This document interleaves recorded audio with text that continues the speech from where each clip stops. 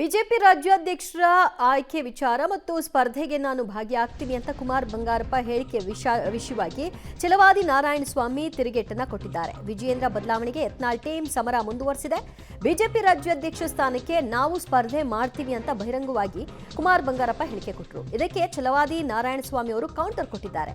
ರಾಜ್ಯಾಧ್ಯಕ್ಷರ ಸ್ಥಾನಕ್ಕೆ ಚುನಾವಣೆ ಆದ್ರೆ ಬೇಕಾದ್ರೆ ಸ್ಪರ್ಧೆ ಮಾಡಲಿ, ಚುನಾವಣೆಯಾದ್ರೆ ಯಾರು ಬೇಕಾದರೂ ಸ್ಪರ್ಧೆ ಮಾಡಬಹುದು ಅನ್ನೋ ವಿಷಯವನ್ನ ಹೇಳಿದ್ದಾರೆ. ಆದರೆ ಚುನಾವಣೆ ಆಗಲ್ಲ ಅನ್ನೋ ವಿಷಯವನ್ನು ಕೂಡ ಛಲವಾದಿ ನಾರಾಯಣಸ್ವಾಮಿ ಪ್ರಸ್ತಾಪ ಮಾಡಿದ್ದಾರೆ.